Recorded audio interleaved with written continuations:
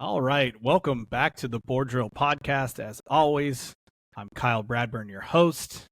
We have Matt Dixon, my co-host, and with us tonight is also Coach Matt Laux from Chaparral High School. Did I get that right? Is it Chaparral? Yes, sir.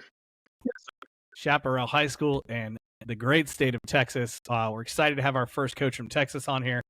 So big deal for us. Yeah, there we go. One of these days I'm going to get that clap track loaded in and we're going to sound a lot better. Little background on Coach. He was part of the program that won the 2021 state championship in Texas with a 16-0 record, giving up less than 7 points per game, and that was at China Springs High School. They broke Carthage's 41-game win streak along the way, so that's always a big deal when you're knocking off another big dog. In the state of Florida in 2015, they were semifinalists at Cocoa High School. They were undefeated regular season at New Smyrna Beach, and he has 6 postseason appearances as a DC with a 13-5 record. So fantastic background there. Coach, welcome on to the Board Drill Podcast. Matt, we'll clap again. Yeah, there we go. Yeah, Coach Laux. I appreciate you guys. Of course. So tonight we're going to talk about split field coverages. So Coach, where we're going to start here is basically like it's fall camp. You're installing it. We're going to talk through it with Coach Dixon and I. Coach Dixon is just a dumb offensive coach, so we're going to teach him a little defense tonight, and I'm going to be lockstep with you talking some split field coverage. So, Coach, I'm going to let you kind of take the reins here, talk us through, install all that good stuff. Like we're just two dummies, because that's what we are. We're no longer coaches. We're podcast hosts. So, all right, guys. Well, this is something I kind of picked up when I was at the University of Massachusetts. I was working for Filmation. A lot of the technique and the reads are the same. I've changed up some of the verbiage just to kind of make it my own and make it easy for the kids to kind of understand what we're doing. But everything that we do is based off of the splits of the wide receivers. And we always cut the ball in half, or cut the formation in half. So if y'all can see my screen here, if we cut this formation in half and we're looking at the field side, our safeties are responsible for making the coverage call, and he's communicating to the outside linebacker and the corner on that side. And the communication is basically saying who's going to take number 2 to the flat. And again, it all depends on that split of the wide receiver. It depends on situation. And that's kind of the stuff that, it takes a long time to develop that understanding of when I should make a certain call versus when I should make another one. But I'll try to keep it simple for you guys today. So let's just take a look at the field side here. Coach, real quick, before you get into it, for those of you listening on a podcast right now, Coach has a 2x2 up. He is talking about the 2 wide receiver split to the field here, just to give a little bit of context. Sorry to interrupt you, Coach, but keep going. Oh, no problem. All right, so if you look at the 2 receivers to the field, they've got a relatively normal split. You've got a receiver right on the hash and one pretty much right in the middle of the numbers. I tell my safeties when you've got a normal split, more likely than not, you're going to make what we call a stallion call. The word tells that safety, or the corner and the backer, that the safety, stallion, safety, will take number 2 to the flat immediately. So I'm talking bubbles and immediate outs, not 3-yard outs, not 5-yard outs, and we don't go by a distance that number 2 receiver has to run. It's got to be immediate. I'm talking like bubble or arrow. So that kind of takes away that, is it 3 yards? Is it 5 yards? When do I take them? When do I not? If you take one read step and that guy goes out, he's the safety's guy from then on. Okay. Does that make sense? Yeah, absolutely. Basically, we used to call it anything negative. But like you said, even if it's a 1 step out, we're the same thing. Anything across the line of scrimmage or behind it, pretty much in that first couple steps going out, you're saying the safety is going to take him, number 2. Yeah. So he's keying number 2. We got a stallion call. He's keying 2.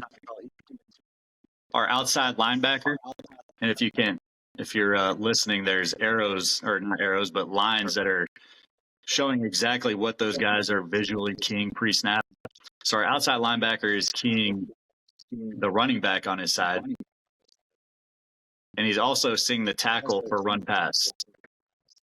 he's always going to align in a position where he can match up on number 2 if he were to run a 5-yard stop.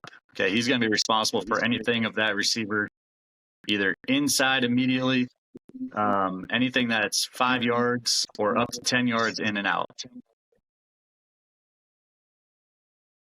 Coach, tell me about his alignment real quick, because it's an interesting one I've seen for an overhang. He's kind of angled out.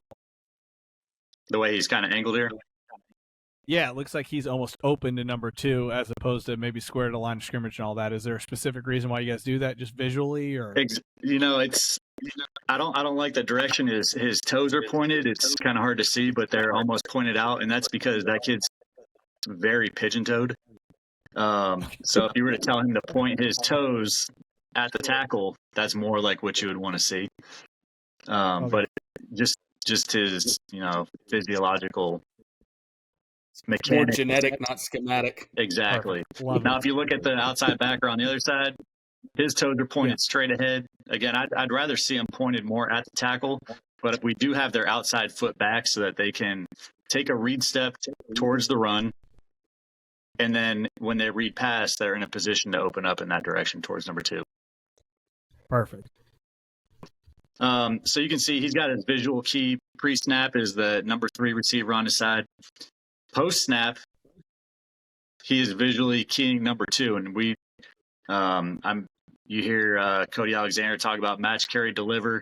I've kind of co-opted those terms. I don't know that I necessarily use them the exact same way that he does, but we tell those outside backers, you match up on number 2 at 5 yards, and you're going to carry him up to 10 yards, and you're going to cover anything that's an in or out breaking route at 10 yards. If he goes past 10 yards, we say deliver to the safety. So we say match, carry, deliver, and those are the terms that we use. I don't think that's the way that he necessarily uses them, but we do. Another thing that's really important about our outside linebacker play is that we don't allow number 2 to run anything inside. I don't care if it's a 0-yard route or not. We're going to cut off any inside breaking routes. Some people will pass those off and let them play through and work the zones, but we teach them to cut them off. If they're 0 or in front of the linebackers, we're just going to push them into the defensive line. If they try to climb behind us, we're going to be underneath and make them try to throw the ball over our heads. Yeah, absolutely. We used to call that, obviously, when you're talking about pushing them towards the D-line, we always say compress the route. Right? They want to run slants at an angle. We want them to run slants as flat as possible. That way, even if they catch it, 2-yard gain, we move on to the next down. Absolutely. So we don't zone any meshes or anything like that. We're going to be running with those guys. All right. Now with our Mike linebacker, since he's on the 3 receiver side, he's going to communicate to that outside backer, push alert, pre-snap. And again, that's his call to make. And it's going to be something whether or not that number 2 and 3 are close enough that those 2 can exchange. If 3 were to flare to the flat or swing, if he gave a push alert, then the outside backer knows that, hey, I've got to be aware that if 3 goes out, I'm going to be pushed out and I become a zone player. And that Mike now will become the match, carry, deliver player on the new number 3, which was the original 2. Yeah, absolutely.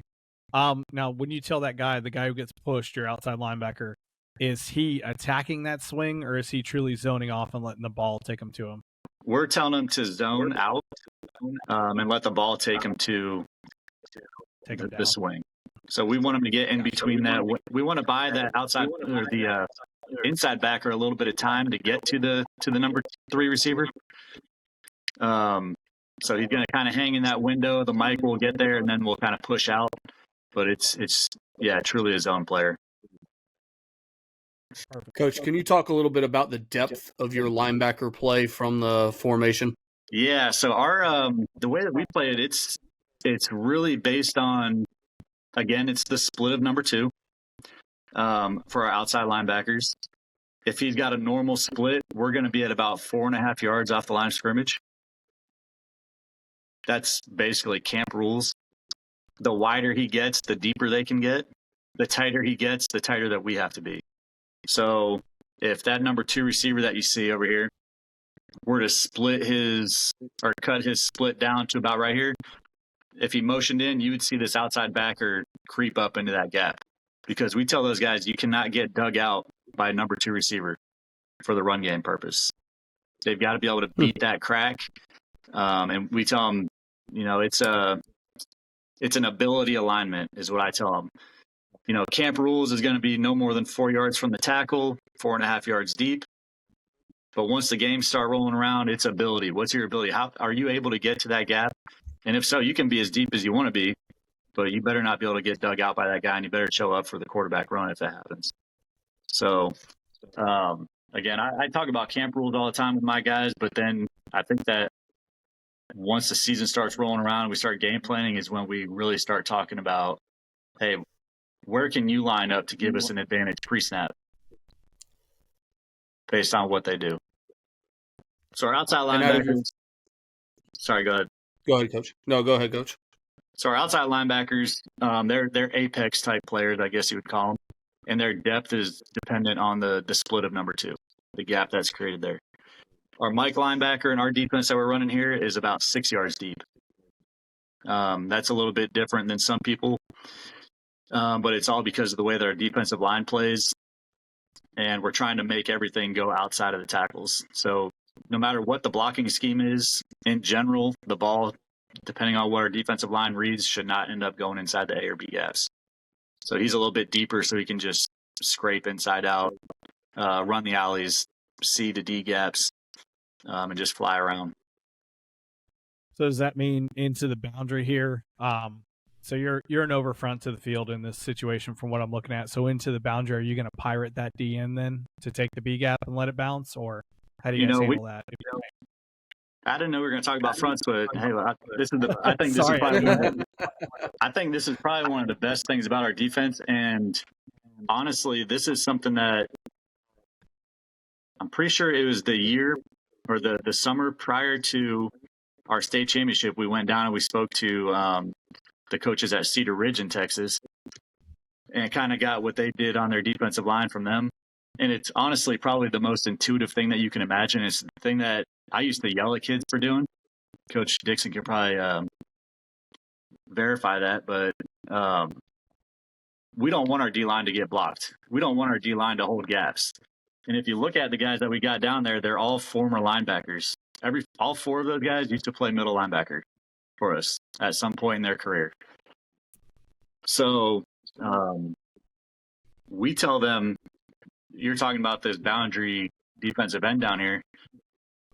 If they block out on you, you're going to pirate, or we call it frontal, but you're going to take the B gap if they try to block out on you.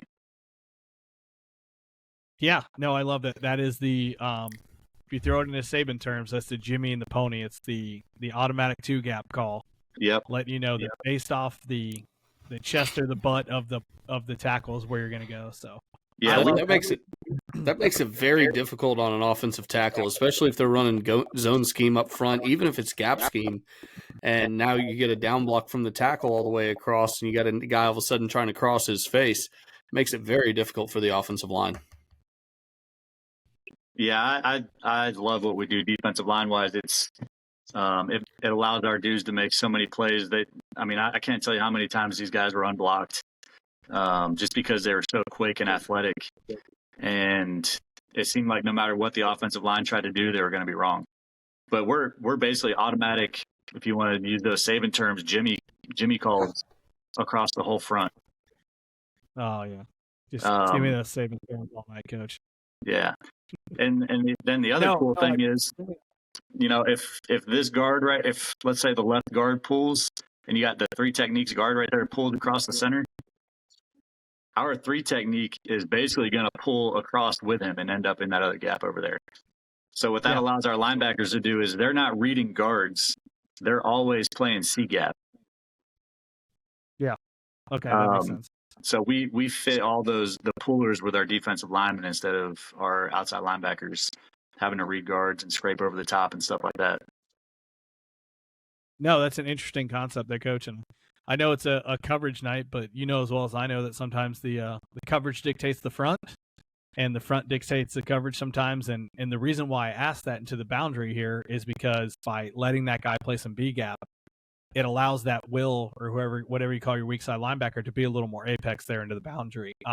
Because if not, he's the B gap fold player. So now he's a conflict player because he's got B gap and he's got that 2 push. But like you said, if you're able to pirate automatically that D end, you kind of take that conflict away a little bit. So I like exactly what you're doing here. It makes perfect sense. Absolutely. Because we always know the offense is looking for that RPO guy, right? Yep. Our outside linebackers, they know they're not B gap players unless our defensive end is just getting whipped and that B gap opens up. He knows to fit inside, but he is always going to expect to fit in the C or D gap as a force player. He's the guy who's going to turn it back into everybody. So he's never feeling like he's in conflict. And he's got a couple of interceptions off RPO, trying to throw slants where he'll come up and then fall back because he knows he's not in a hurry to stop anybody. It's got to spill all the way out to him. Yeah, that's nice when a guy knows that. He does dangerous. Not have to dive inside. We definitely, Coach, I'm matching up with you here. So let's get back to the coverage. I don't know where you're at. Are we on corners? Where are we at here now? All right, so our corner's in a stallion call. I think most people kind of understand what the push alert is and the middle and outside linebacker working that the push call when 3 goes out. Our corner's in a stallion call, know that they're straight up man-to-man. One thing that they're always going to have, though, is at some point they're going to have underneath help inside. So we just tell them don't get beat on a post and don't get beat on a fade. If they complete anything else on you, we'll go on to the next play, but we can't get beat on posts or fades when we're in a one-on-one situation. So they know always be on top, even though they're pressed up, that they're going to eventually have help underneath depending on what the receivers do. So, Coach, looking at this is, I'm guessing it's pretty similar to the Pat Narduzzi press quarters. That's exactly what it is. And that's, it's what I've run since 2012. It's basically, obviously he's very successful. It's press quarters. And we'll press every single down, and then we mix in some 1 high and 3 high to ease it on those corners a little bit. But we don't disguise a whole lot. We're always going to be in a 2 high shell, and it's always going to look the same whether we're running cover 3 or not. So to the boundary. Sorry. Cool. No, you're good. Go ahead, Coach. I know we got a delay, so it's hard sometimes. All right, over here to the boundary side, you can see it's a Colt call. The number 1 and number 2 receivers they've got a minus split, so they're close together. And our safety makes a Colt call, which tells the corner that he's going to take number 2 to the flat, which is your typical 2 read. And we're going to do it from a press alignment. So pre-snap, that corner is going to be looking inside at number 2. As soon as number 2 flinches, he's going to start bailing and reading his release. If that number 2 receiver goes out, the corner's going to jump it. Safety's going to match up on number 1. I don't think that's anything that's unique or groundbreaking the way that we do that. We just do it from a press alignment so that they don't know if we're playing man-to-man, because sometimes we'll tell our safeties don't ever make a cold call because they don't run bubbles. So we might just be in straight man-to-man. Now talk about how do you teach bail here? Out of the press? Yes. With the cold call? Yes. He's just going to open up and turn a run with his shoulder down. Okay. Making sure he's able to break. Hinging out, chin on shoulder, looking at the hip of number 2. Straight up, just press bail. Read number 2 from there. All right, so perfect. So that's 2 read, that's palms. We can go through all the terminology. If you're a saving guy, it's clamp. But basically, you call it Colts. It's 2 read, palms, however we want to call it, into the boundary here, correct? Correct. Matt, you feeling that? I know you've known palms for a long time. Yeah, I'm familiar with what he's done, and pretty much what he did at New Smyrna. We kind of rolled over a little bit to Atlantic and to Oviedo, so very familiar with the stuff. I love it. I think it sets a standard for the kids that when you come out and you learn this and you run it over and over and over, and you get the reps. It's just very intuitive to the kids. It's really become a staple here in North Florida. I know we're very different than Texas and even Central Florida, Matt, but almost every team in North Florida runs quarters, so we get that quite a bit. You're going to get a version of 2-read or press quarters almost across the board out here. Obviously, there's variations with what you do backside with the single wide receiver, but when you're talking 2x2, you're going to be 2-read or press quarters. All right. Yeah. Got another one for us here, Coach? Yeah, if you want to talk about, the 3x1. Yeah, absolutely. To the trip side, our safety, again, he's either going to make a Colt or a Stallion call based on the split of 1 and 2. Our outside linebacker, nothing changes for him. He just hears Stallion behind him. He knows safety has 2 to the flat, so he's just going to do his normal match, carry, deliver. He's got number 3 to the flat if number 3 ran a bubble or arrow to the flat. So nothing really changes for him. It's just like the running back has already moved into a position where he knows that he would take him if he were to go out. Otherwise, if 3 goes in or vertical, he knows just match, carry, deliver on number 2 just like normal. So nothing's really different for him. You're not teaching anything new. On the backside, we make a solo call.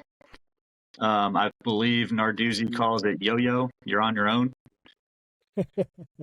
We've been using solo for a long time here when I moved to Texas here. I don't know if it was more of a TCU terminology or what, but we make a solo call and we play cheat thirds with our backside safety. So we're not telling them, hey, you're looking at number 3, you've got number 3 vertical. I don't tell them that. I say you're cheat thirds, just like Kirby Smart. I got that from watching a Kirby Smart video 2 years ago. Yeah. Where they're kick sliding to the middle third, reading for run pass. And if they see pass, drop back pass, hey, make sure you're in the middle of the field. Number 3 should be coming to you. If you see any quick game or run, just stick your foot in the ground and go to it. Yeah, that makes sense. That becomes the answer to a lot of people talk about if you play poach out of quarters, whatever you want to call it, where if the backside safety's poaching, in theory, you lose a run fitter, right?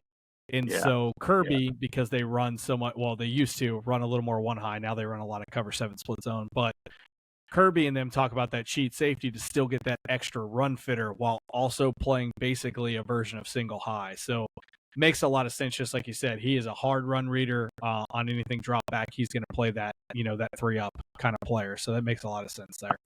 Yeah, especially when you got 4 strong.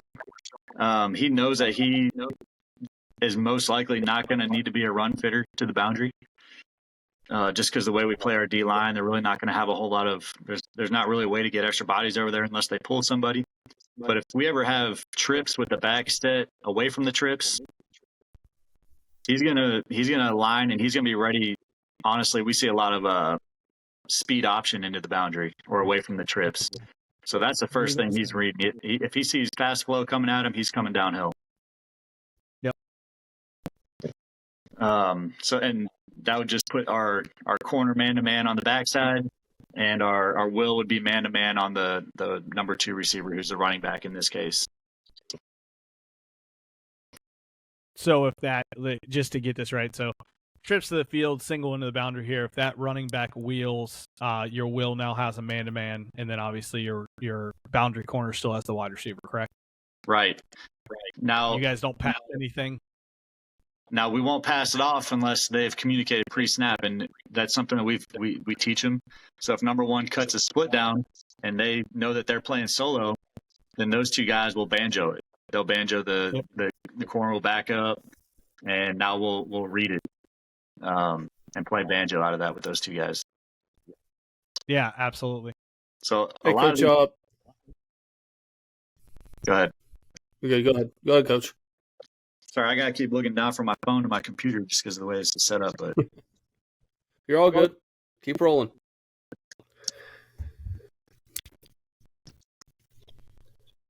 So, my question would be: we've seen a lot of teams starting to motion the back out of the backfield to throw the bubble, to fake the bubble, throw the verticals. Let's say you're seeing this front here, this alignment from the offense. they motion the back to the trips. What's your adjustment there? So everybody's just going to bump. So that's the best thing about this is our outside linebackers know that they're always in relation to the number 2 receiver or outside linebackers, the number 3 receiver. If we end up getting 4 strong where this running back bumps out, then our will linebacker is going to become basically the true middle linebacker. He's going to line up over the ball. Our Mike will bump out, and then everybody's just going to keep on working from there. So we don't really teach them anything new. We just say, hey, you should always be relating to this guy depending on where he lines up. So make sure that you're in a position that you can be successful to do your job. Yep, makes perfect sense. It's kind of the same way we did it. Obviously, you got to just bump straight down. That was the overhang. That was the push 3 player. Or I guess, sorry, we used to call it push 2. Our push 2 player now becomes on the back. Our guy who was the 3 up player now becomes the push 2 player, and then the backside will becomes the 3 up player. So, yep, it makes perfect sense there. And then we all know, Matt, I'm sure you're just thinking in your head, well, I'm just going to push him and run quarterback sneak, and that's why we have a cheat safety ready to go attack that quarterback. So I've already combated it for you and for Coach Laux here. Perfect. So do you guys play anything else besides Stallion and stuff like that? Oh, here you go. You got special, so never mind. I answered my own question. Yeah, there we go. So then, and this was huge for us in our state championship game in 2021, having the special and solo call. And the call was made by the kids on the field based on where their best receiver was. So no matter where they lined him up, he was going to be doubled. And our kids were smart enough to understand where he was and the kind of, what we were trying to do, and that we were trying to protect certain guys in certain situations. So if we want to go special, you can see that over here, our outside linebacker, I tell him, hey, you're basically a corner now. And we're playing, the calls are different, but essentially we're playing Colt or Stallion off of the number 2 and 3 receiver. We call it special with those 2 guys, and we say either zone it or lock it. And those are the same concepts as Stallion and Colt for us, but we just say zone it or lock it with those 2 guys. That allows us to double this number 3 receiver with the safety and the mic. If their dude was a number 3 receiver and we were playing solo, I don't feel real good about that because they could run corners all day, and our Mike linebacker is going to have to cover a corner because our safety's trying to poach it from the other side of the field. So we'll play special to take away their best receiver there, or if they're trying to put their best receiver against as a single receiver on the backside, we'll check special there so that we get a double with our safety on the backside over the top of the corner. So he can play a little bit more aggressive at the line and know that he's got help over the top. Yeah, no doubt. So basically going through it right here, you're special. If you're a North Florida guy, we call it mini. If you're a Saban guy, they call it stubby, just to break it down for anyone who's listening. So there's a lot of different names for the same thing. Special is a big thing. I'm with you, Coach. That was a Cody Alexander thing. I learned it as special. Then I went to using the mini terminology here in North Florida. And then I went to the Saban terminology where we call it stubby. So let's talk about the backside. When you're calling special, mini stubby, whatever you want to call it, backside, what coverage do you have here on the single? If he's a dude and you want to double, do you just have one type of double? Do you have multiple different things? What are you doing backside? Honestly, we basically just have one concept essentially, and it's basically a 2-man, a hard 2-man on the backside, knowing that corner can be as aggressive as he wants, and he's got a safety over the top. Yeah, absolutely. We used to we had a couple different ones, and it was based kind of like you're saying, it's based on who's on the backside. We had one very similar where we ran 2-man under. We had one where we just ran a cover 2 kind of trap style thing if we thought they were going to try to throw something to the boundary at the running back. And then we had kind of one of those Saban specials called cone, where the wide receiver would actually open and bail. And this isn't exactly how Saban teaches it. It's how we did it at the high school level. Let our wide receiver open and bail. And his rule is he's got the receiver on anything outside. So the safety would turn and look at that wide receiver. And if that wide receiver made outside release, the safety could leave him and now poach the middle of the field. If that wide receiver broke anything inside, the safety immediately doubles it now. And so that became very good for us because we were like, look, if we always play the 2-man over there and he releases on a fade or he releases on a comeback or something, I'm like, sometimes we're wasting the safety. Now, granted, if he's a Division I all everything, we're running that 2-man. But if he's kind of a pretty good player, we're like, maybe we want to double him, maybe we don't. So we went to cone quite a bit, and it worked out really, really well for us because we could get the double on any in-breaking route, but then at the same time give the single if they're just going to throw the fade. Yeah, we had that safety that you see there. He's not a super fast guy. He's definitely not a tall guy. He's probably about 5'6", 5'7". But just a football player. So I always thought it was better for us just to have his eyes on the quarterback because he's going to read a screen. He might go pick it off to the running back, go pick it off for a touchdown. He might see run and come hauling up in there and make a tackle for loss. But he's going to show like he's 10, 12 yards deep, but he's not going to back up unless he sees pass. And he was just a dude back there. So I knew that whatever he's going to be deep enough that he can make a play over the top of number one or to the middle of the field or wherever he needed to be. We weren't necessarily telling him, hey, you're doubled over there. We're just saying that safety's playing deep and he's going to be aggressive over the top. Yeah, and that's knowing your personnel, right? We all do 8,000 different things, and I've learned pretty much everything I know from other coaches. I think most of us joke around like I've never created anything on my own. In fact, the only time I ever thought I created something, it turns out that Saban did it like 15 years ago, and just hadn't run it as much. So I was kind of laughing about that. But knowing your player and just saying, look, if we know this guy can play the deep half but also fit the run, we're just going to let him be aggressive and let him do that one thing. So makes a lot of sense there, Coach. Yeah. Hey, so from someone who just coaches the fat offensive lineman, what are you looking at? You showed two different looks to trips. What are you looking at when you're making your decision for what you're going to run? Again, for me, it's going to be where are they putting their best receiver? So if they put their best receiver at the number 3 or backside by himself, singled up, we're going to want to run special. If they put their receiver to the trips as either the number 1 or 2 receiver, we're going to run just normal solo.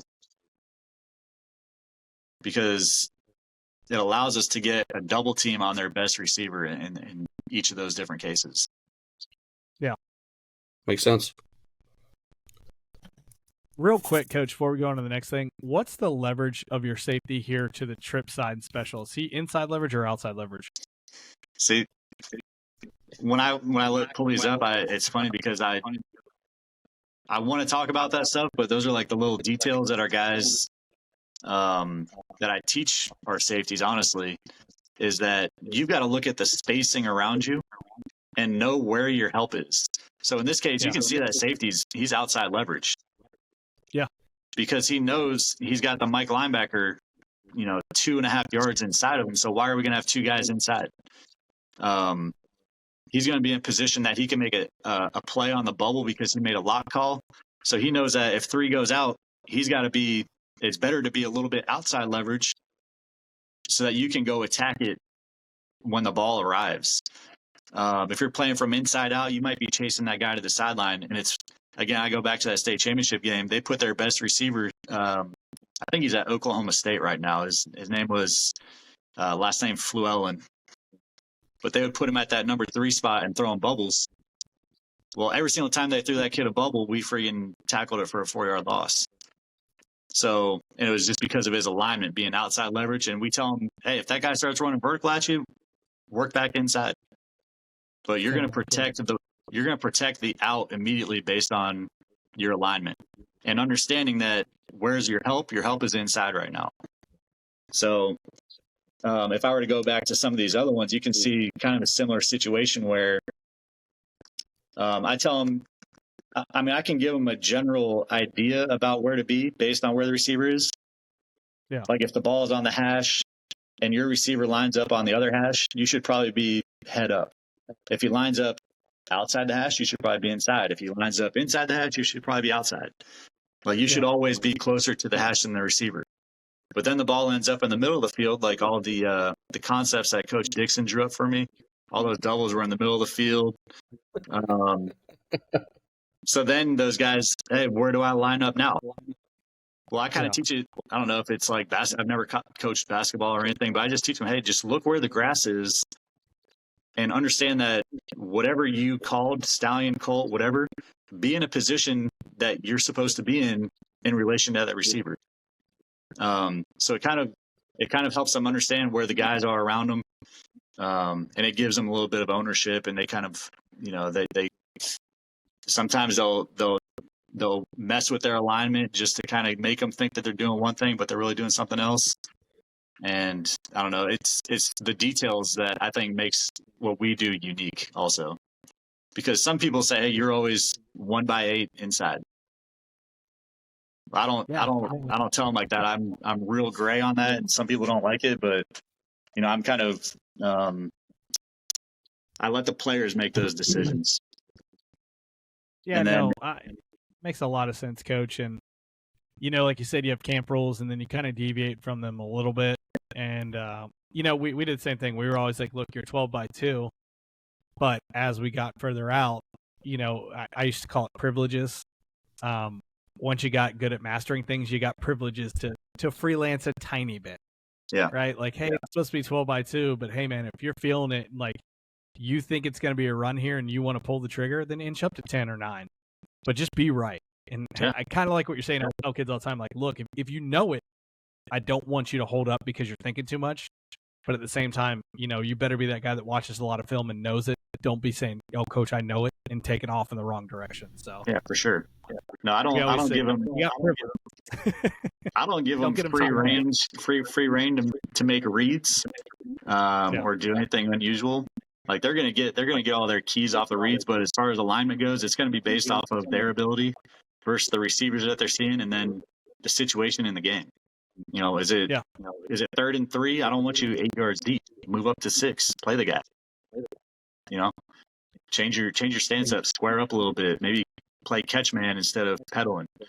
But those are all the little different things that we teach throughout camp and then throughout the season. And then I think it's big during practice to be there and tell them, hey, how could you have done something better to combat what just happened?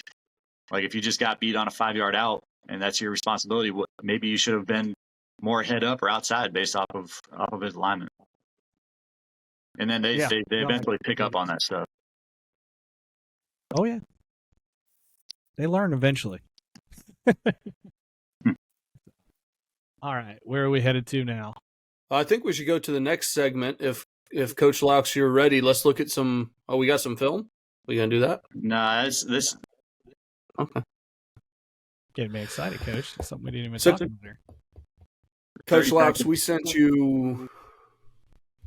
Go ahead, Matt. We sent you 4 plays and said to treat it like, hey, you have an offense coming up.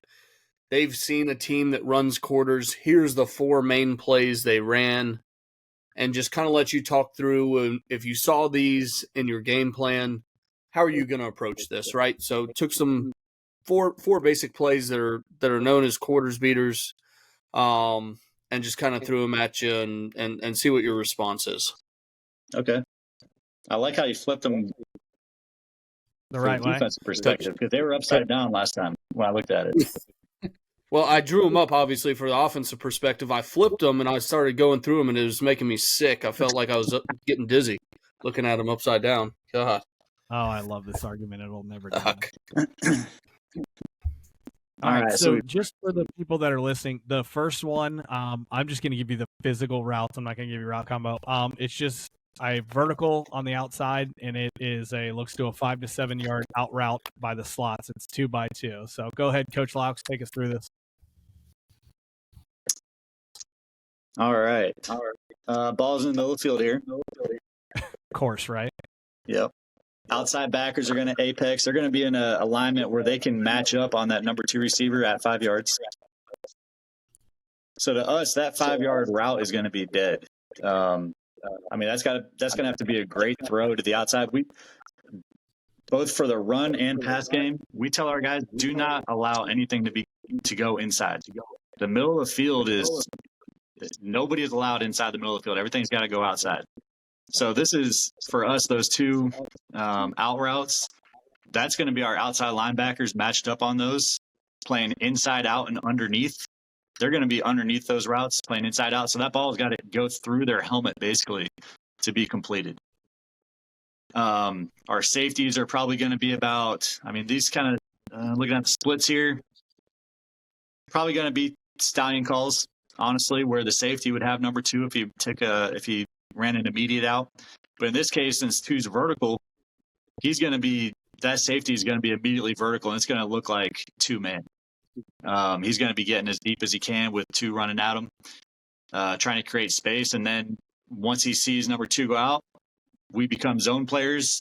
Our eyes go to the quarterback, and wherever the quarterback's looking, those safeties should be running.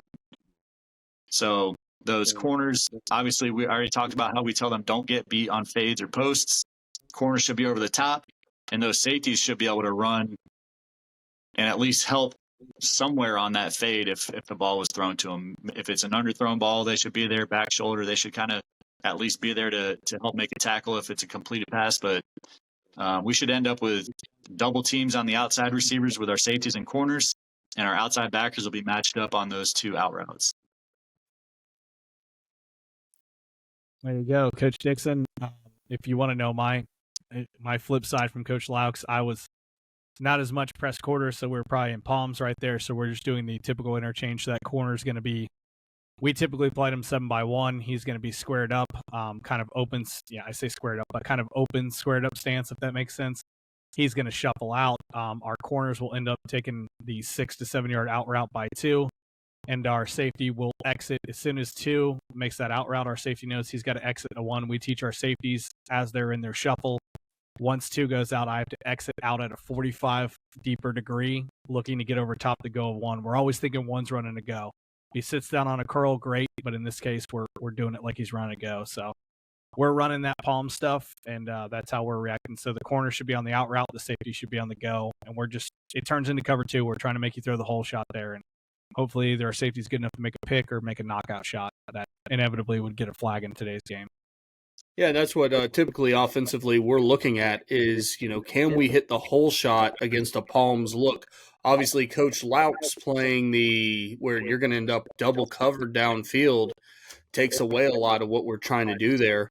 When we typically see a pattern match team, you try to train the quarterbacks. You see the corner play up. You're trying to lay it in just over his head and take that whole shot to the outside receiver.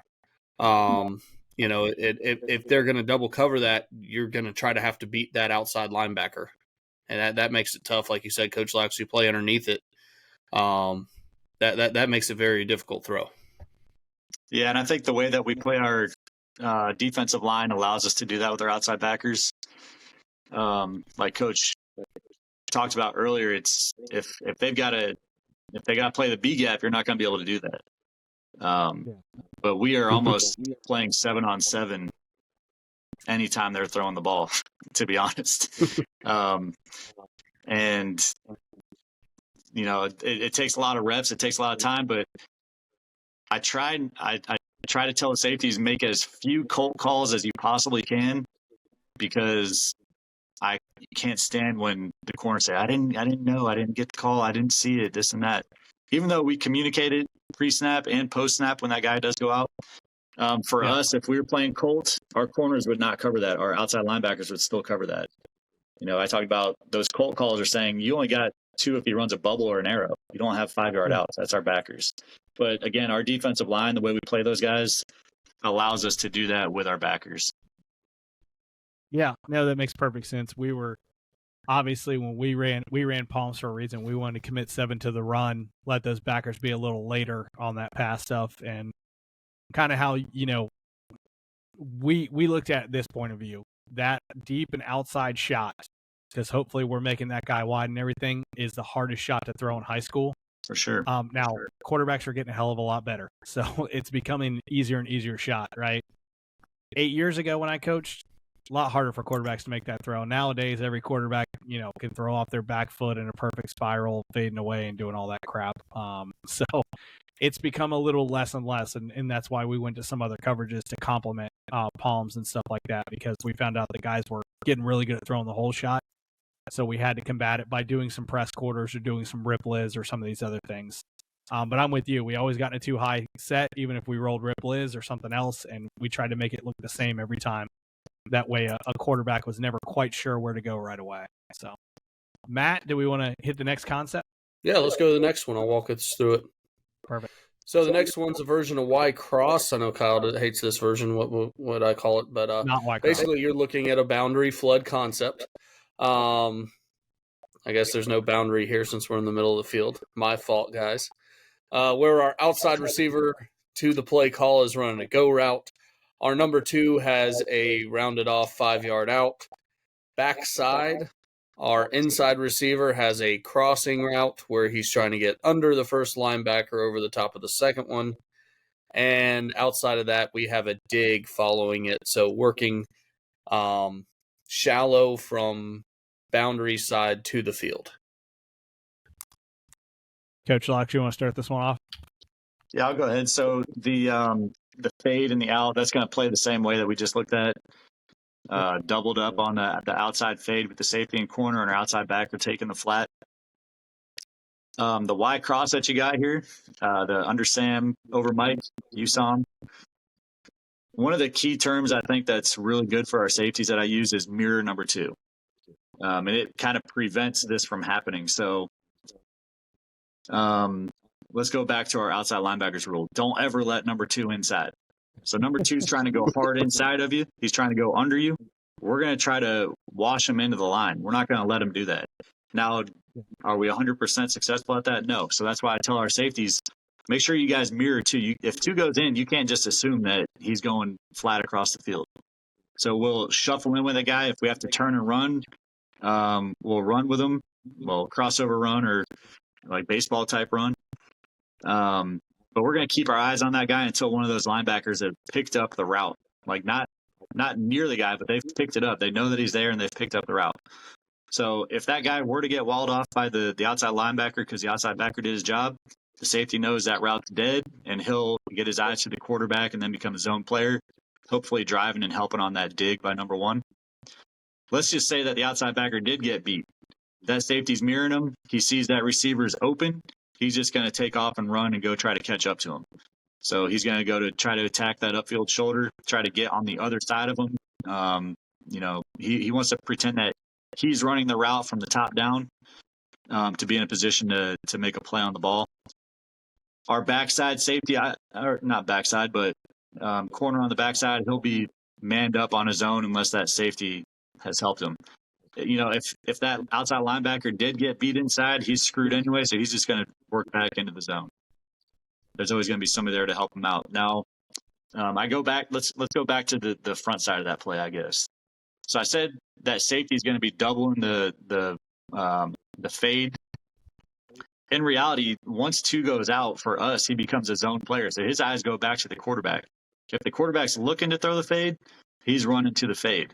If the quarterback's tracking that USOM route coming across the Y cross, he's going to be tracking that too. So we may end up with, honestly, 3 guys covering the cross. It could be both safeties and an outside linebacker,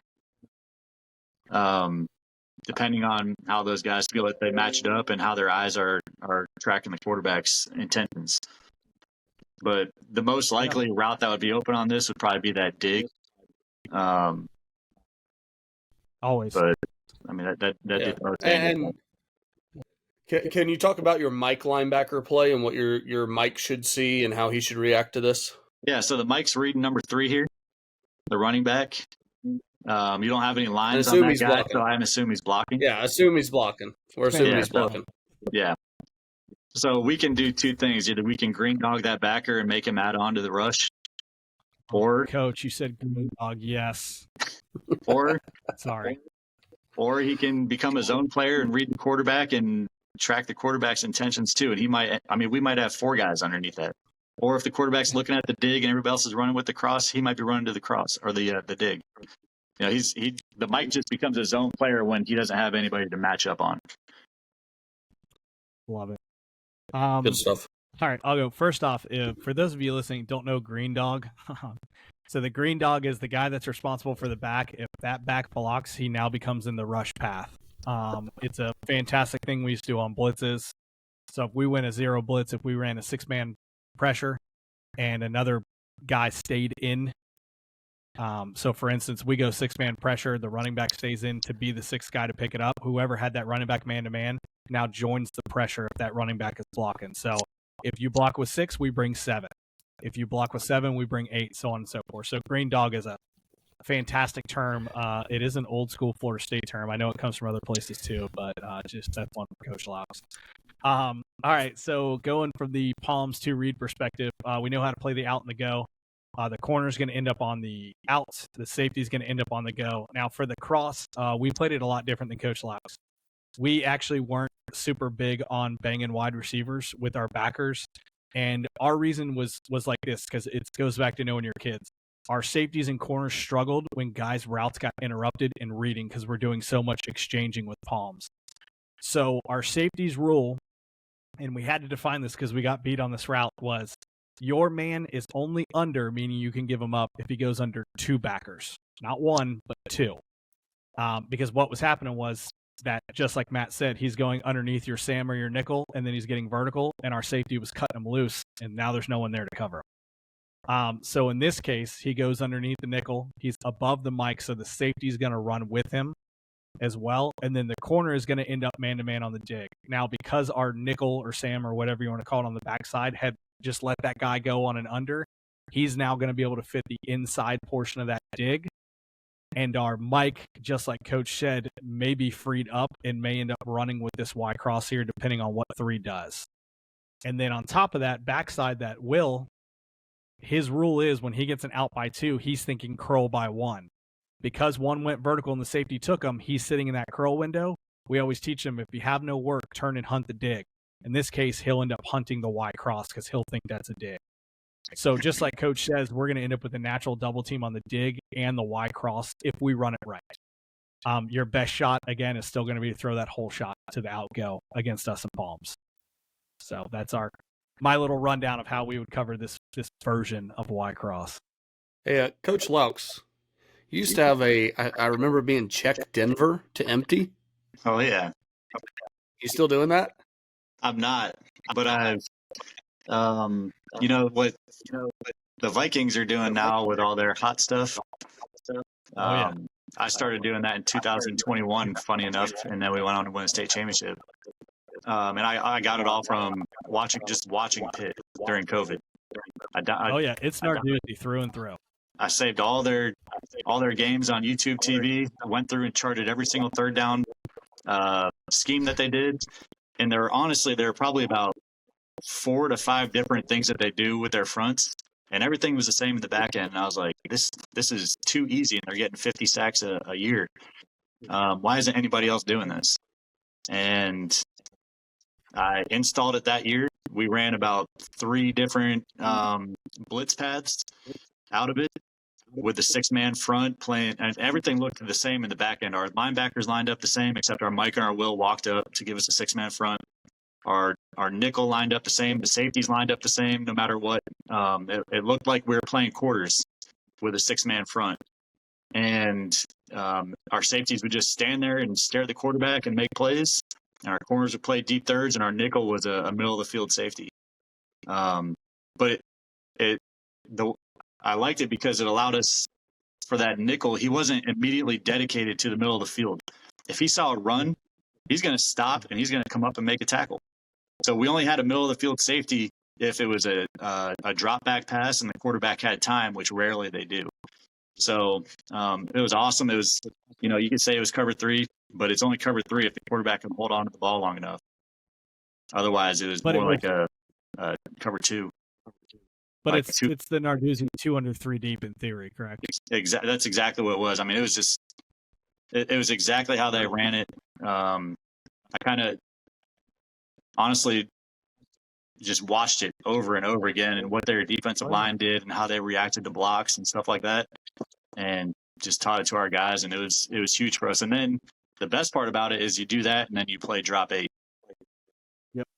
And I mean, if that quarterback feels like he's got to get it out right now, and everyone's stopping, or they think that we're going to get him with a screen here, and well, we got 5 guys staring at the ball or 6 guys really ready to come run at it. So, So coach, we ran I didn't run the hot coverage like you were talking about, but when we got empty, we would go 6-man box just like you're talking about, and we would play the old like the check purple from Clemson and some of those guys, where the two now. Most people would do it with the whole line. We're high school, so we only did it. We had the 2 middle backers, so double A gap middle backers, 2 3s, 2 5s. And we just told them, typically people will do this the whole line of scrimmage. If the guy turns to you, you pop. So if I get a lineman to me, I make contact with them. It's a pass. Now I pop. Yep. And they'll do that with the whole D line. We just did it with the 2 interior backers. And we said, if the center turns to you, you pop. You're the hole player. Everybody else is playing man-to-man, and we have one hole player for the crossers. And inevitably, because we're rushing 6 and empty, someone's coming scot-free. And so when the quarterback tries to just throw that quick slant or something over the middle, we pop a guy. And, I mean, Coach, there's numerous times where we did not get the pick because we got hit in the face mask with the ball too quickly. And so we love doing it. It was check purple for us. I believe like Clemson, I think Venables calls it like purple rain or something like that. I'd have to go back and look at it, but very similar. I'm a big believer in getting 6 men on the line of scrimmage when you're going empty and absolutely trying to screw with that quarterback as much as possible. So, oh yeah, and I love that. I guess going back to Coach Dixon talking about Denver, for us it was basically we had 2 guys mugging the center, and then 2 guys mugging each of the tackles. So we weren't even over the guards. We were just reading the center and the tackles with 2 guys on each side. So double 4 eyes, double 5s, and then double shades. I love it. Yeah, and that's how when we were reading, if they blocked at you, you tagged, and then you drop back. And the best part was sometimes our guys they don't want to drop, they want to rush a quarterback and sack a quarterback. So they get blocked at and they just go anyway, and it would make it even easier for the other guy to get through there. So. Oh yeah, we just had the problem where everyone for some reason, every D tackle in the world wanted to drop. So he would just tag and start dropping. I'm like, you didn't even tag the guy. Yeah. So the guy never turned to you, and you had a free rush, and you were good to go. Yeah. I will never forget. I've gone away from the reads as far as that goes. You're going or you're not. Correct. I was Coach Loucks' defensive line coach. We had about a 370-pound nose tackle. And he goes, yeah, if he gets blocked, just have him drop into coverage. You want him to do what now? It worked great. Yeah, perfect. Man, we want to move to the next one. Yeah, let's go to double post. That's a fun one. Everybody's favorite against quarters. All right, so a little bit of background on this. As soon as Matt said he was going to draw out some plays, I said, I can't wait to see double post. Because that's everyone's answer for quarters, and because it's a good play against it. So for those of you listening, Matt apparently only draws up 2x2 plays and in the middle of the field, and we'll make fun of him for that viciously. But he has slot fade on the right side here, and on the left side he has double post. So hold on. First of all, we were keeping this simple tonight. 2x2, nothing crazy, just some quarters beaters out of 2x2. I was hoping my fault about the hashes. You know what? I'll take responsibility for the hashes though. I was looking for some burst to empty, all kinds of stuff. So I could have just joined vertical choice, drew that up, and said you don't know where he's going to run. He's running open space. We win every time. That's how you beat it. All right, perfect. Coach Laux, take it away. But yeah, we don't see a whole lot of double posts. We see, I guess it's deep choice, where the inside receiver isn't running a true post. He's running like a bad post where he's trying to draw that safety down. It's more like a rounded off post, I guess. Just trying to pull him down. So let's just look at the double post here, I guess. So our outside linebacker, he's going to match and carry that number 2 receiver up to 10 yards. Once, at that 8 to 10 yard mark, he's looking at his stride length. If he's still full speed, he's just going to work out and become a zone player. Our safety, he sees 2 flying at him, so he's going to bail, get deep, make sure you're on top of the post. Once he sees that post break, his eyes should be to the ball. Once we're 100% sure he's running that post, our eyes should be tracking to the ball. If the quarterback throws it to his guy, he should be able to make a play. If the quarterback were to throw it to the number 1 post, he should really be trying to fall back underneath it to help the corner out. But Yeah, that's a tough one. The corner, for the most part, is going to be by himself, and that's why I tell them all the time: don't get beat on a post or a fade. Number one, don't get beat on a post. If they complete fades, I'm not going to yell at you, but if they throw a post on you, we're going to have a problem. So those corners don't Coach, ever get beat deep and inside. Can you talk a little bit about you talked about the vertical choice? I wasn't going to go there tonight with the vertical choice, but can you talk a little bit about the difference there and how you play the vertical choice you see? Oh, man. Well, I mean, we don't really play it any different. Our corners are just reading it. You're talking about if like a fade or stop? Like, yeah, well, like on the double post side, if you get the rounded up, you're going to get the slot receiver is going to get over the backer under the safety and try to run them to the middle to open up the backside post or vertical. Do you guys approach that in a different method, or you see a team doing that? Yeah, our linebackers are going to kind of feel that, and they're going to treat that just like they would a dig. So they're going to actually run with it if that's how that was actually drawn up. It wasn't like a true post. If it was just like a that vertical choice that you're talking about, our linebackers are going to stay on that, and our safety is going to see that they're matched up, and they're going to fall back underneath the post of number one.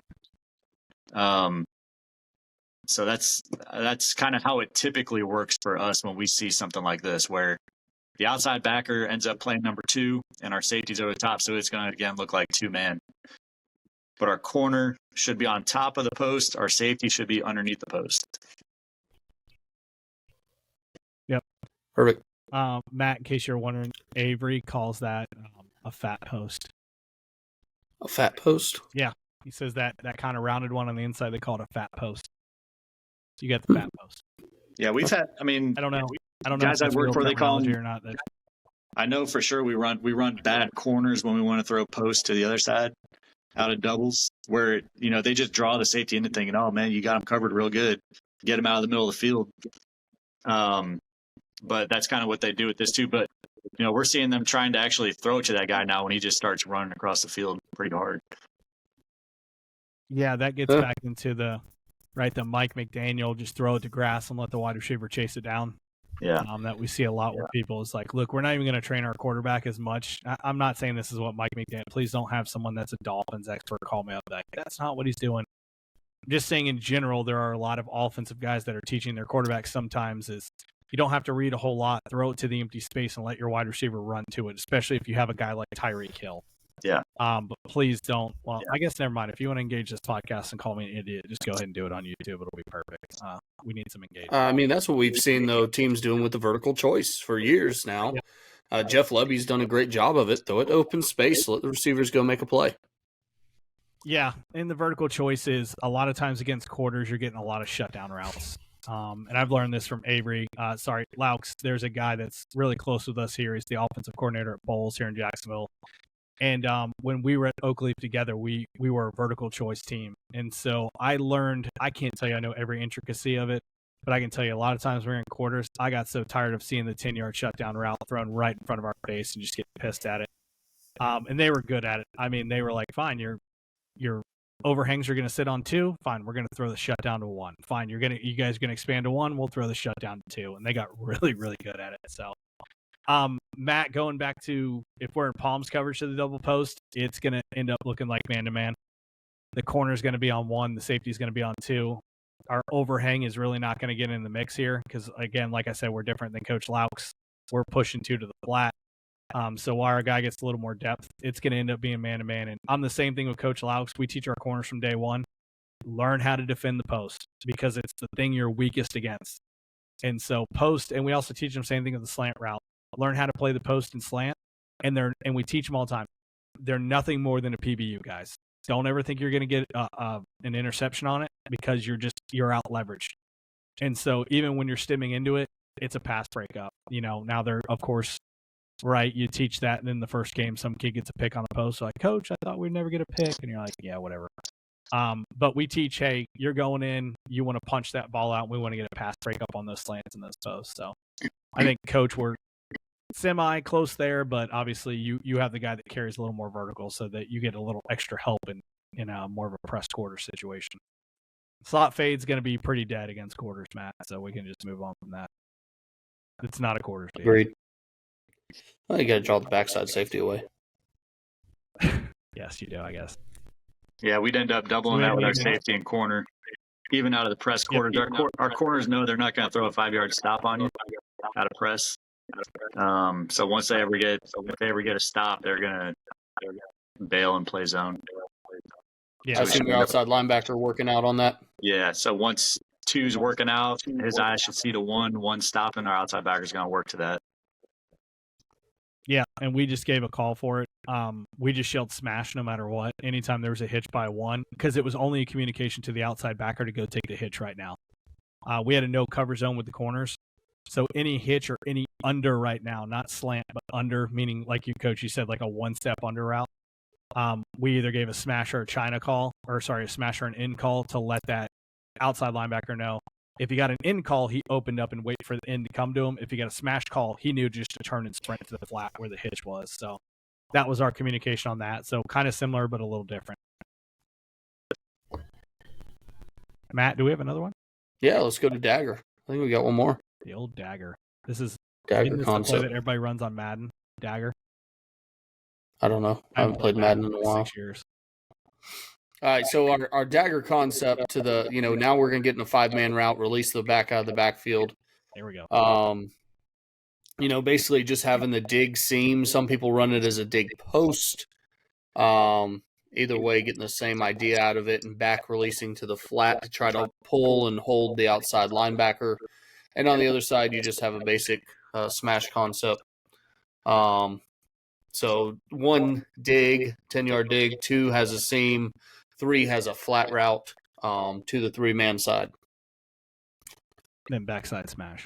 Yeah, and offensively, we're looking to go seam. If they're going to cover down the seam, we're looking to hit the dig behind it. Perfect. Coach Laux? All right, we'll start inside out here with the backers.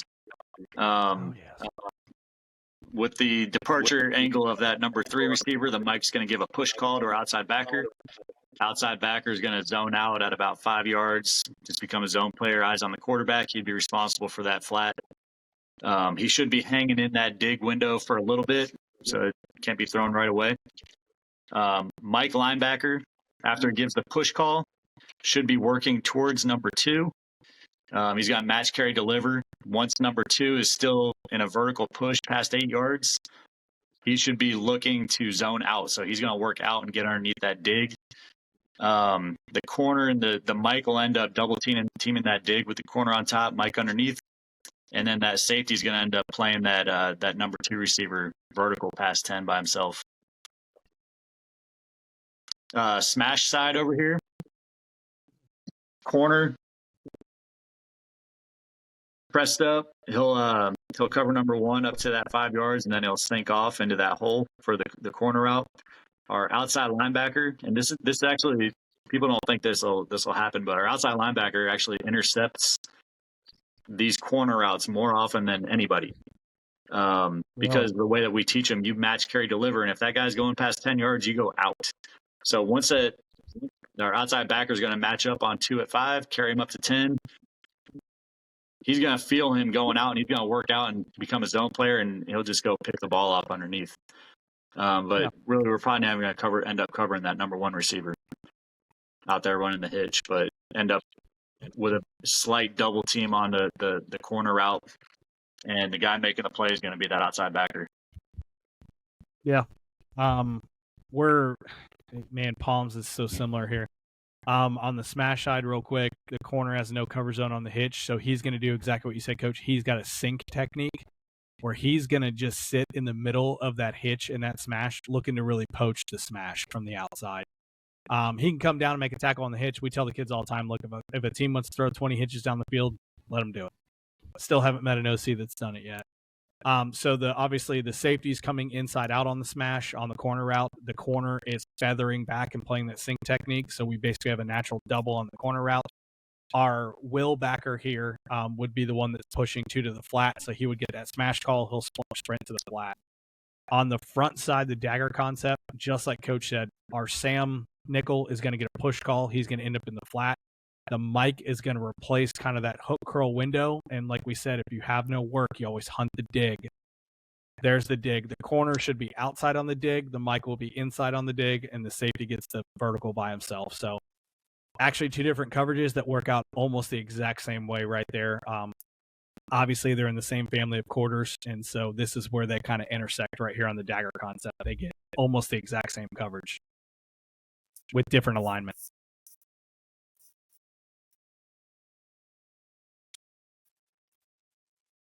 Boom. Boom. Is that it? I think. We mainly, when running this, we've found that dig route to come open. We found it's hard for that mic to get there. It does. That's the challenge there for the defense, is to make sure you perfect that push call. Coach Laux, I know you stress that so hard in practice, and really push those kids to make that call. But it's really, we find most teams don't do that. So if you can be exceptional at that, these are the type of plays you can make. But I think that the other piece to it is your corner who's playing it outside in, teaching him technique of when it's a PBU. And so even if the mic doesn't push right and the ball's thrown or it's a little behind or something, get in there and punch the ball out. And I know that I do a bunch of drills when I was a DB coach all the time of like, when you get there late, you obviously want to secure the tackle, but then take a swipe at the ball and knock it out, because you get a lot of PBUs that way, and or you can force a fumble. So just because the dig was open and the ball got thrown doesn't mean the play's over, especially for the defense. You can still turn that into a super positive by knocking the ball out or creating a turnover. So that becomes a very big teaching point from the backside for corners. So perfect. Hey, Coach Laux, you've mentioned speed option. You mentioned vertical choice. Anything else you've seen that were, coming from an offensive perspective, guys that have really challenged you with a certain concept since you've running your defense? Ooh. I mean, or at least offenses think they can run it on you. When you're not very good, it seems like a lot of things work, and when you're good, nothing works. So it's kind of. I've been on both spectrums in the past 3 years now. So, if you would have asked me what works against quarters in 2021, I would have said nothing. It just seemed like we gave up absolutely nothing, no deep balls. I mean, it seemed like we couldn't do anything wrong. In the past couple of years, where I'm at a brand new high school, I'm trying to teach kids who they weren't starters at the schools that they were at. This is for Texas. This is a big district. It's a 5-school district now. We're playing immediately 5A Division II football, which is, it's the 3rd highest level I guess you could be in right now. But we're playing with kids who are outmatched a little bit, and we're playing from behind because they're trying to learn a new scheme and everything else. And they're a lot of them don't even know each other's names. So the communication aspect of it, anything that causes communication issues is what gives us problems as a young team or somebody who's trying to learn this type of quarters. It takes a lot of time and effort to install this. And the first year it was ugly, my first year. And then this past year we were a lot better. We were competitive. We should have beat the 2 teams that won our district, and it's just the I think if you can get something that's going to mess with people's communication or their rules, if you can figure out what they're trying to do, that's what gives us trouble. And there's always that one guy that you can find that's going to be the issue, I think, for the most part, who's going to cause the problem on the defense. The Pilgrim. Yeah. Matt, and to go further than that, Matt, the guys who did the plays like leak, where the tight end's underneath on the drag and then he wheels. We had a guy got hit with it one time. It's an awesome route combination. They were running like snag corner, like a smash, and he did a snag sit and then he ran vertical. And I'm just sitting there, I'm like, oh crap, that's a really good combo against palms. Because once he snags, we're like, okay, cool. The backer's got him. The backer gets to the hip, flips his eyes back to the cornerback, and then that guy took off. And I'm like, ooh, we're beat there. Like I remember being up in the box and I went, uh-oh. Like we're beat. That broke our rules pretty quickly. What's your pass rush? How much time did they have to throw?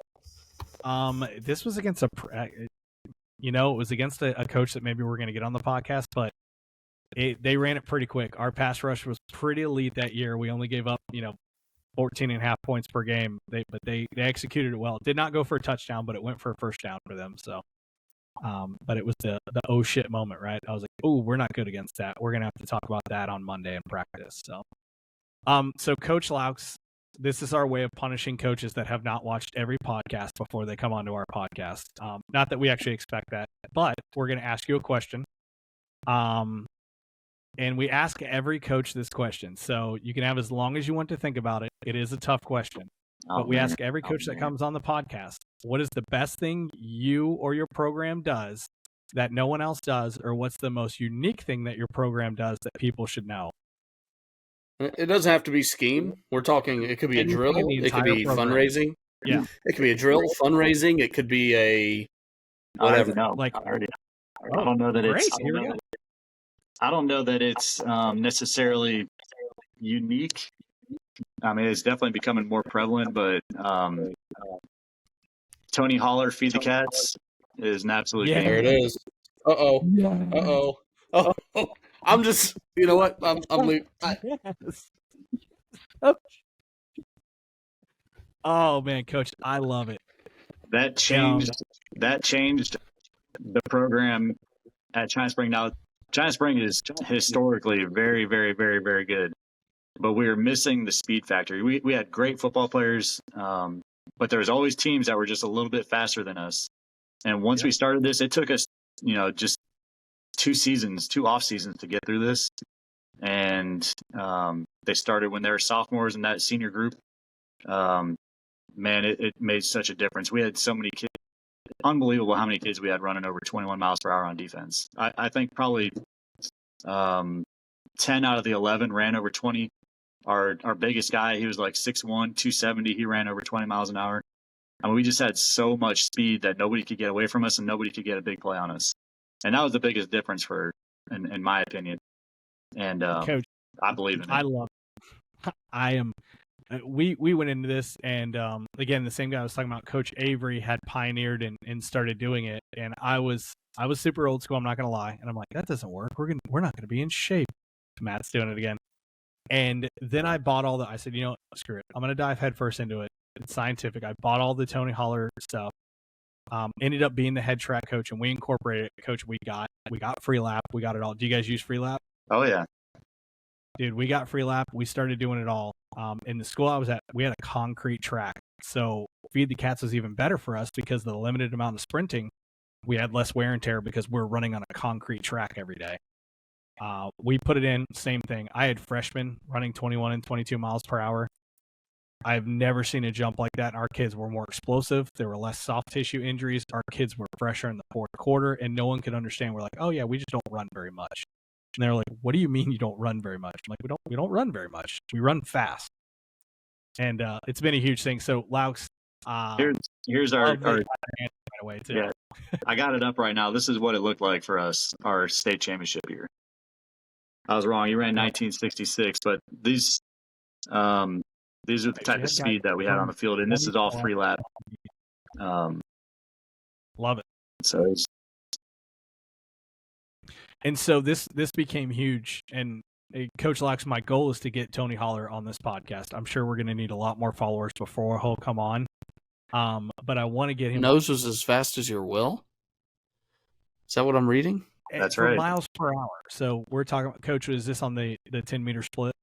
10 yards. We would do 40s, and then I would get their last 10 yards. Yeah.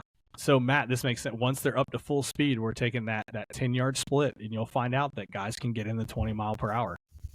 And so I've been the skeptic, Coach Laux. I've been the skeptic on the Feed the Cats thing. I thought Bradburn was just blowing smoke up my ass with it. I've had a hard time wrapping my head around the whole concept. I'm a conditioning guy. That's what we were. No, we're tough. No, I don't. I've done it with our track guys too, and when district rolled around, we again, first year program, our freshmen and JV both got second in district out of a 8-team district, schools that have been doing this for a long time. And we weren't out there trudging around the track. We were out there for an hour at the most. Once the season really got going, we actually had meets. We'd practice twice a week, and we'd have a meet on a Friday or something. Like, it wasn't. I don't know. It's Prioritize I can't say rest. enough good things about it.